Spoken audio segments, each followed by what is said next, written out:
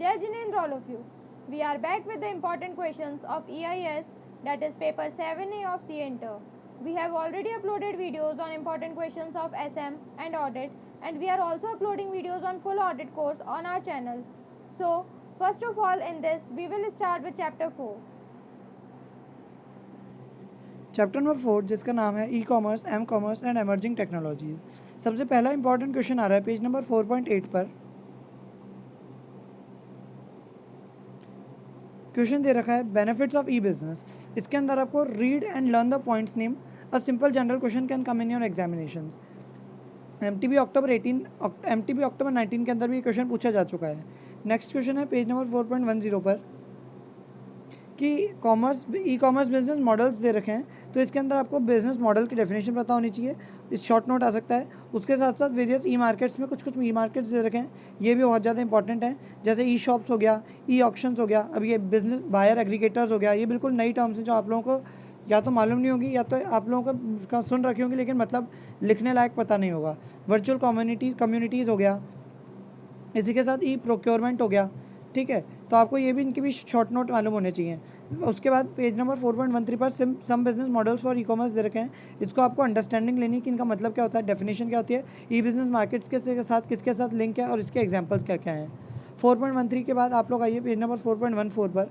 Components of E commerce दे रखे हैं। 6 components names needs to be remembered. आपको 6 कंपोनेंट्स के नाम तो याद रखने ही हैं। नेक्स्ट क्वेश्चन आ रहा है पेज नंबर 4.17 पर। अभी दे रखा है कि मोबाइल कंप्यूटिंग, इन्होंने मोबाइल ऐप्स हेडिंग दी है, उसके अंदर अब मोबाइल ऐप से रिलेटेड आपके जो भी क्वेश्चन आए आपको ये लिखना है कि ये जो पॉइंट्स दे रखे हैं, mobile store front modules, mobile ticketing module, mobile advertising and marketing module, और एक और नीचे 2 मॉड्यूल्स और दे रखे हैं, मोबाइल बैंकिंग और mobile customer support and information module. ये आपको any question related to this topic if come in your examinations, learn what is included in this and write what is included in this. Mobile apps topic है हमारा। अगला topic है 4.18 पर data interchange पे short note आ सकता है आपके से 4.18 के ऊपर, आपको इसका मतलब पता होना चाहिए, ठीक है। नेक्स्ट क्वेश्चन है वेब पोर्टल पर भी आपसे इंपॉर्टेंट टॉपिक है, वेब पोर्टल भी आपसे पूछा जा सकता है। अब पेमेंट गेटवे है, पेमेंट गेटवे के अंदर ऐसे क्वेश्चन आ सकता है कि what is the last and most critical part of E commerce transaction, तो वो पेमेंट गेटवे होता है, क्योंकि पेमेंट गेटवे के बाद सारे ट्रांजेक्शन खत्म हो जाता है, मर्चेंट के पास पेमेंट पहुँच जाता है उसका। नेक्स्ट टॉपिक, अब ये जो टू टायर क्लाइंट सर्वर दे रखा है, उसके सारे आपको कैरेक्टरिस्टिक्स, बेनिफिट्स, डिसएडवांटेजेस सब आपको याद रखने हैं। उसी के साथ साथ 3 टियर क्लाइंट सर्वर का भी आपको बहुत ज़्यादा इंपॉर्टेंट है, ये भी आपको बहुत ढंग से याद रखना है कि इसमें तीन टायर कौन कौन से होते हैं, वो तीनों आपको याद रखने हैं, उसके एडवांटेजेस और डिसएडवांटेजेस के साथ साथ। नेक्स्ट क्वेश्चन, आप लोग आ जाइए पेज नंबर 4.31 पर।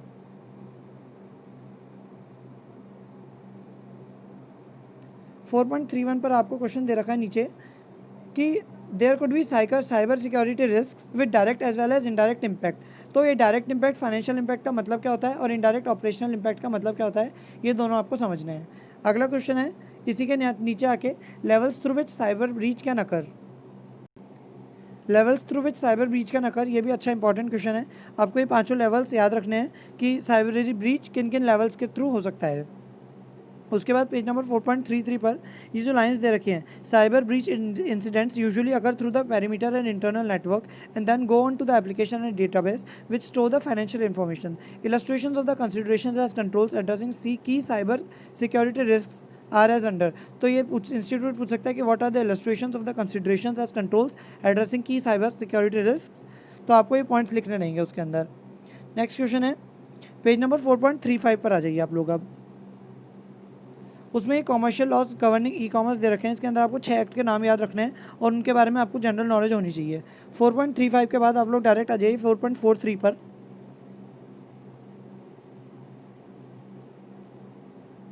इसमें जो एडवांटेजेस ऑफ डिजिटल पेमेंट्स दे रखे हैं, इसके आपको पॉइंट्स के नेम याद रखने हैं, क्योंकि अगर आपके पेपर में क्वेश्चन आएगा तो आपको यही पॉइंट्स लिखने पड़ेंगे कि इजी एंड कन्वीनियंट होता है, पे और send money from anywhere, discount from taxes, return record हो जाता है, लेस रिस्क आ जाता है, और इसी के साथ ड्रॉबैक्स के भी आपको सेम पॉइंट्स यही याद रखने पड़ेंगे। Difficult for a non technical person, risk of data theft, over spending, ये दोनों इंपॉर्टेंट क्वेश्चन हैं आपके लिए। उसके बाद नेक्स्ट क्वेश्चन है पेज नंबर 4.45 पर।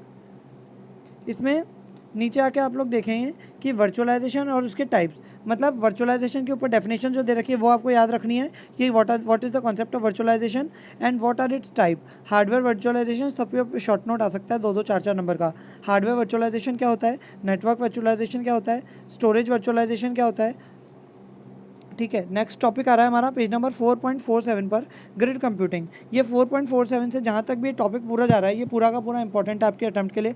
ये आपको पेजेस ग्रिड कंप्यूटिंग के रट लेने हैं पॉइंट्स के नेम के साथ साथ, कि whole topic is very very important for your attempt. Grid computing क्या होता है, उसके बेनिफिट्स क्या होते हैं ग्रिड कंप्यूटिंग के, आपको यही नाम याद रखने पड़ेंगे जो ICAI के स्टडी मटेरियल में दे रखे हैं। Making use of under utilize resources, resource balancing, parallel CPU capacity, और ये सारे जो पॉइंट्स दे रखे हैं। इसके साथ साथ टाइप्स ऑफ रिसोर्सेज क्या क्या होते हैं ग्रिड कंप्यूटिंग के अंदर, ये अभी तक आपके अटेम्प्ट में पूछा नहीं गया है। और application areas of grid computing बहुत ज़्यादा इंपॉर्टेंट क्वेश्चन है, ये भी पूरा इन ग्रिड कंप्यूटिंग टॉपिक है आप लोगों के, बहुत ज़्यादा इंपॉर्टेंट है। ओल्ड कोर्स के अंदर ये बहुत बार रिपीट हुआ था क्वेश्चन, न्यू कोर्स के अंदर अभी तक इन लोगों ने पूछा नहीं है और आपके स्टडी मटेरियल में स्पेसिफिकली दिया हुआ है, तो आपको ये बहुत ढंग से याद रखना है। ग्रिड कंप्यूटिंग की सिक्योरिटी, ये भी बहुत ज़्यादा इंपॉर्टेंट क्वेश्चन है। Single sign on, production of credentials, interoperability of with local security solutions, exportability, ये सारे पॉइंट्स आपको 4-4 5-5 तो दिमाग में अपने सेट करके रखने ही हैं। और जब आप लोग एक बार इनको याद रख लें तो कहीं पर टेस्ट दे लीजिएगा इनका, ताकि आप लोगों को कॉन्फिडेंस आ जाए पेपर के अंदर। नेक्स्ट क्वेश्चन आइए आप लोग पेज नंबर 4.53 पर आइए। कैरेक्टरिस्टिक्स ऑफ क्लाउड कंप्यूटिंग दे रखे हैं, ये भी आपको यही पॉइंट्स याद रखने जो इंस्टीट्यूट ने दिए हैं। उसी के साथ एडवांटेजेस और डिसएडवांटेजेस दोनों आपको याद रखने हैं, ये भी अभी तक इंस्टीट्यूट ने पूछा नहीं है। क्लाउड कंप्यूटिंग एनवायरनमेंट क्या होता है, ये भी आपको बहुत ढंग से लर्न बाय हार्ट करना है, ये अभी तक इंस्टीट्यूट ने पूछे नहीं है चैप्टर नंबर 4 से, और ये सब बहुत ज़्यादा इंपॉर्टेंट है। Private cloud, public cloud, hybrid cloud, सबके एडवांटेजेस, डिसएडवांटेजेस और कैरेक्टरिस्टिक्स सब आपको याद तो रहने चाहिए, दो एटलीस्ट 3-3 पॉइंट्स तो आपको याद रहने चाहिए। नेक्स्ट क्वेश्चन आ रहा है हमारा पेज नंबर 4.60 पर आ जाइए अब आप लोग। कम्युनिटी क्लाउड भी इंपॉर्टेंट है आपके लिए एडवांटेजेस के साथ साथ। क्लाउड कंप्यूटिंग सर्विसेज मॉडल्स, ये भी इंपॉर्टेंट है आपके। पेज नंबर 4.60 से आपके स्टार्ट हो रही हैं सारे सास, आईआस, नास, पास, सारे आपके लिए इंपॉर्टेंट है बहुत ज़्यादा। अब आप लोग आ जाइए 4.66 पेज नंबर पर।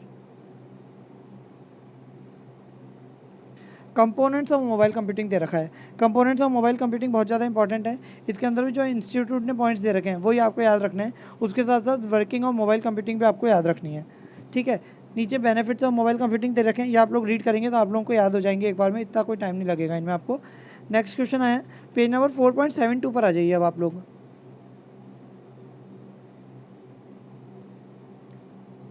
पेज नंबर 4.72 पर BYOD, bring your own devices and it's benefits, ये दोनों क्वेश्चन आपसे पूछे जा सकते हैं। एक बार रीड करके आप लोगों को समझ आ जाएगा, और अच्छा क्वेश्चन है, बनता है यहाँ से पेपर के अंदर क्वेश्चन। जो आपका नवंबर 19 अटैम्प्ट था उसके अंदर एमर्जिंग BYOD थ्रेट्स आ चुका है, अब बेनिफिट्स के आने के चांसेस ज़्यादा हैं। Next important question page number 4.75 पर आ जाइए आप लोग। कंपोनेंट्स ऑफ वेब 3.0 दे रखा है, ये भी आप लोग याद कर लीजिएगा। सिमेंटिक वेब, वेब सर्विसेज, ये दोनों इंपॉर्टेंट पॉइंट्स आपके लिए। ठीक है, नेक्स्ट है important question, last important question जो है पेज नंबर 4.79 पर है, आप लोग आ जाइए वहाँ पर। ये जो छोटी छोटी डेफिनेशंस दे रखी है इनको भी एक बार आप रीड कर लीजिएगा, जो डार्क हुई हुई हैं वो आपके अटैम्प्ट के लिए बहुत ज़्यादा इंपॉर्टेंट है, बल्कि आपके क्या आगे आने वाले सारी अटैम्प्ट के अंदर ही जो नई चीज़ें जुड़ी हैं ये बहुत ज़्यादा इंपॉर्टेंट है। वो पेज नंबर 4.79 पर आइए, इसके अंदर आर्टिफिशियल इंटेलिजेंस दे रखा है, इसकी डेफिनेशन आपको समझनी है और याद रखनी है, और उसी के साथ साथ एप्लीकेशंस कहाँ कहाँ पर है आर्टिफिशियल इंटेलिजेंस की वो आपको याद रखना है। यहाँ पर अपना चैप्टर नंबर 4 कंप्लीट होता है। इसके साथ आप लोग इसी अटैम्प्ट की RTP और MTP को एक बार देख लीजिएगा, यहाँ पर अपना चैप्टर नंबर 4 पूरा कंप्लीट होता है। बहुत सारे क्वेश्चन इसके कवर भी हो चुके हैं अपने, बहुत ढंग से याद कीजिएगा इन सब क्वेश्चन को आप। अब चैप्टर नंबर 4 अपन लोग कंप्लीट कर चुके हैं, अब हम लोग चैप्टर नंबर 1 के इंपॉर्टेंट क्वेश्चन मार्क कर लेते हैं। Chapter number 1 automated business processes, ये भी अच्छा क्वेश्चन है। इसके अंदर से एक तो 8 नंबर का फ्लो चार्ट का जो क्वेश्चन रहता है वो तो आपके अटेम्प्ट में कंपलसरी रहता ही है। कभी कभार बहुत ज़्यादा जब लक बिल्कुल ही ख़राब हो तो वो क्वेश्चन नहीं आता है, तो उसके अंदर आप लोगों को चैप्टर नंबर 1 की थ्योरी का पूरा बैकअप रखना चाहिए, क्योंकि हर चैप्टर का वेटेज अप्रॉक्स 10 to 12 मार्क्स अपने पेपर में आ जाता है। ठीक है, फर्स्ट क्वेश्चन आ रहा है हमारे पेज नंबर 1.8 पर इंस्टीट्यूट के स्टडी मटीरियल के, आप लोग आ जाइए वहाँ पर। Business process automation and what are the factors affecting business process automation, very very important question है। आपको सेम ये 4 पॉइंट्स याद रखने हैं, confidentiality, integrity, availability and timeliness, CIAT, CAT ऐसे याद रख सकते हैं आप लोग, और BPA की डेफिनेशन आपको याद रखनी है। नेक्स्ट क्वेश्चन है पेज नंबर 1.10 पर, BPA का इम्प्लीमेंटेशन क्या रहेगा, इसके स्टेप्स क्या रहते हैं। तो ये स्टेप्स ऐसे भी दे रखे हैं, ये इंडिविजुअली भी आपसे पूछे जा सकते हैं, और अगले पेज पर पेज नंबर 1.12 पर एक चार्ट दे रखा है, वहाँ से भी आपसे पूछे जा सकते हैं, तो आप लोग स्टेप्स के नाम तो पूरे याद रखिए सही कम से कम, ठीक है। अगला क्वेश्चन है पेज नंबर 1.19 पर आ जाइए आप लोग। उसके साथ साथ एक बार 1.14 पर some of the methods for justification of BPA proposal है, वो भी आप लोग एक बार रीड कर लीजिएगा, इतना ज़्यादा इंपॉर्टेंट नहीं है लेकिन हाँ एक बार रीड कर लीजिएगा। अब अगला आइए पेज नंबर 1.19 पर सोर्सेज ऑफ रिस्क दे रखा है, टॉपिक नंबर 1.4.2 पेज नंबर 1.19, ये भी आपको याद रखना है। इसके साथ टाइप्स ऑफ रिस्क भी बहुत ज़्यादा इंपॉर्टेंट है, मैंने अभी आपको शुरू में बोल ही दिया था कि जो डार्क इंस्टीट्यूट के अंदर डार्क होकर मटेरियल आया हुआ है, बहुत ज़्यादा बोल्ड होकर जो आया हुआ है, वो बहुत ज़्यादा इंपॉर्टेंट है आपके अटेम्प्ट के लिए। बिजनेस रिस्क किस किस टाइप की होती है वो डिस्कस कर रखे हैं, strategic risk, financial risk, regulatory risk, operational risk, hazard risk, residual risk, ये आपको बहुत ढंग से याद रखना है। अब ये जो business process and standards adapted by enterprises should consider these new set of risk, IT risk and challenges जो टॉपिक दे रखा है, इसके आपको कोई से भी 4 पॉइंट याद रखने हैं, नाम याद रख लीजिएगा, काफ़ी आप लोगों के लिए। Next important question page number 1.22 पर दे रखा है, ये भी वापस से वही डार्क वाला क्वेश्चन आ गया, risk management and related terms, बहुत ज़्यादा इंपॉर्टेंट है, नया टॉपिक जुड़ा है इंस्टीट्यूट के स्टडी मटेरियल में, आपका बहुत ढंग से याद रखना है। वल्नरेबिलिटीज़ के अंदर डिफाइंड है, थ्रेट डिफाइंड है, एक्सपोजर डिफाइंड है, लाइकलीहुड डिफाइंड है, अटैक डिफाइंड है और उसके साथ CIA कॉन्फिडेंशियलिटी, इंटीग्रिटी और अवेलेबिलिटी, तीनों चीज़ों की डेफिनेशंस दे रखी हैं और उसके काउंटर मेजर्स दे रखे हैं। ये आपके लिए पूरा टॉपिक इंपॉर्टेंट है, ठीक है। नेक्स्ट इंपॉर्टेंट टॉपिक आ रहा है हमारा पेज नंबर 1.26 पर आइए आप लोग। कंट्रोल्स जो टॉपिक दे रखा है, उसके अंदर कंट्रोल्स की डेफिनेशन है और उसके अंदर ये वाला पार्ट दे रखा है कि मैनुअल, ऑटोमेटेड और सेमी ऑटोमेटेड होता है। इसके जो नीचे डेफिनेशन दे रखे हैं एग्जांपल के साथ साथ थोड़ा इलस्ट्रेट करके, ये आप लोगों को याद रखनी है कि 3 तरीके के कंट्रोल्स होते हैं, manual, automated and semi automated, ठीक है। नेक्स्ट इंपॉर्टेंट क्वेश्चन है पेज नंबर 1.31 पर आइए। Some examples of application controls are as follows, ये एप्लीकेशन कंट्रोल्स के एग्जाम्पल्स आपको याद रखना है और उसके साथ साथ topic number 1.5.3 given on page number 1.31 की indicators of effective IT controls, ये भी आपको बहुत ढंग से याद रखना है। नेक्स्ट इंपॉर्टेंट क्वेश्चन है पेज नंबर 1.34 पर,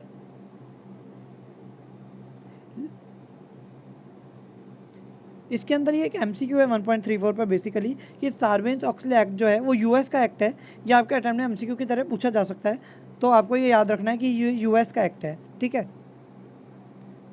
next important question page number 1.36 पर है, नीचे आइए आप लोग, एंटरप्राइज रिस्क मैनेजमेंट फ्रेमवर्क दे रखा है, ये आपको फ्रेमवर्क के पॉइंट्स याद रखने हैं, एटलीस्ट पॉइंट्स के नाम तो याद रख लीजिएगा ताकि आपको एग्जामिनर 4 में से 2 नंबर तो दे ही दे, ठीक है। हमारा मेन ऑब्जेक्टिव तो क्लियर करना है EIS SM के पेपर को, SM के इंपॉर्टेंट क्वेश्चन और ऑडिट के इंपॉर्टेंट क्वेश्चन अपन लोग पिछली वीडियोस के अंदर मार्क कर ही चुके हैं। Next important question page number 1.39 पर दे रखा है, steps for creating flow chart for business processes. कभी कभार ये थ्योरेटिकल क्वेश्चन भी इंस्टीट्यूट पूछ ले जाए, जब उसको लगता है कि बहुत बार फ्लो चार्ट वाला क्वेश्चन रिपीट हो चुका है तो इंस्टीट्यूट थ्योरेटिकल क्वेश्चन पे जंप कर जाता है। Next important question page number 1.42 पर दे रखा है, लिमिटेशंस ऑफ फ्लो चार्ट। अब ये जो एडवांटेजेस ऑफ फ्लो चार्ट थे आपके नवंबर 18 के अंदर नवंबर 19 में पूछे जा चुके हैं, इस अटेम्प्ट के लिए आपके लिमिटेशंस ऑफ फ्लो चार्ट अच्छे लग रहे हैं, इंपॉर्टेंट क्वेश्चन लग रहा है ये भी, तो आप लोग इसको ढंग से याद कर लीजिएगा। नेक्स्ट इंपॉर्टेंट टॉपिक है पेज नंबर 1.42 के बाद आ रहा है डायरेक्ट हमारे पास 1.54 पे आ जाइए जंप करके डायरेक्ट। फ्लो चार्ट जो इंस्टीट्यूट ने दे रखे हैं वो आप लोगों को छोड़ने नहीं है, सबकी प्रैक्टिस करनी है आपको फ्लो चार्ट्स की। इसमें एक प्रोक्योर टू कैश दे रखा है टॉपिक, उसके अंदर जो स्टेप्स दे रखी है वो आपको पूरी ढंग से याद रखनी है और इसका मतलब क्या होता है ये आपको याद रखना है। 1.54 के बाद 1.56 पर दे रखा है टॉपिक कि in computer systems controls should be checked at 3 levels, namely configuration, masters and transaction level. तो अब ये तीनों का मतलब क्या होता है ये आपको याद रखना है और उसके एग्जांपल्स क्या हैं ये आपको याद रखने हैं, ठीक है। अच्छा इंपॉर्टेंट टॉपिक है, यहाँ पे ट्रांजैक्शंस के अंदर इंस्टीट्यूट ने जैसे मास्टर्स के ऊपर सेकंड हेडिंग दी है, थर्ड हेडिंग ट्रांजैक्शंस पर भी आएगी, ये थोड़ी दे रखिए सॉरी, तो आप लोग इसको भी याद रखिएगा, ठीक है। नेक्स्ट है टॉपिक पेज नंबर 1.66 पर आप लोग आ जाइए।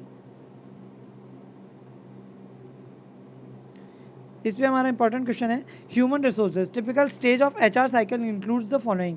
ये आपके लिए इंपॉर्टेंट है, जो स्टेप्स इंस्टीट्यूट ने दिए हैं आपको 4 स्टेप्स दिए हैं ये आपको याद रखनी है, ठीक है। ये RTP May 20 के अंदर दे चुके हैं कि कॉन्फ़िगरेशन मास्टर्स और कॉन्फ़िगरेशन मास्टर्स और ट्रांजैक्शंस के लिए कैसे कैसे ये ह्यूमन रिसोर्स वाला काम करेगा, तो उसके ये दे रखा है, ये आप लोग इसको स्किप कर सकते हैं, RTP May 20 में पूछा जा चुका है, ठीक है। नेक्स्ट इंपॉर्टेंट क्वेश्चन है पेज नंबर 1.78 पर, 6-8 के बाद डायरेक्ट 7-8 पर क्वेश्चन है, इंपॉर्टेंट क्वेश्चन लास्ट सेकंड है सॉरी। कंप्यूटर रिलेटेड ऑफेंसेस दे रखे हैं, ये आपको थोड़े से 4-5 पॉइंट्स याद रखने हैं, एक बार रीड करेंगे तो आप लोगों को समझ आ जाएंगे। उसके बाद पेज नंबर 1.80 पर लास्ट इंपॉर्टेंट क्वेश्चन दे रखा है चैप्टर का कि what are the main principles on data protection and privacy enumerated under the IT Act 2000। तो आपको इनमें से भी कोई 4 पॉइंट्स याद रखने हैं और इसी बात पर अपना चैप्टर नंबर 1 भी कंप्लीट होता है। तो इस वीडियो के अंदर अपन लोगों ने अपने चैप्टर नंबर 1 और चैप्टर नंबर 4 के इंपॉर्टेंट क्वेश्चंस कंप्लीट कर लिए हैं। SM और ऑडिट के अपने इंपॉर्टेंट क्वेश्चंस कंप्लीट हो चुके हैं। ऑडिट की क्लासेस डली रही हैं, होप आप लोग उनका बेनिफिट्स रीप कर रहे होंगे पूरे अच्छे तरीके से। Subscribe the channel if not yet done, and also press the bell icon so as to receive the notifications of our new videos. Share these videos with your friends too. Study hard and make your parents feel proud. Jai Jinendra, all of you.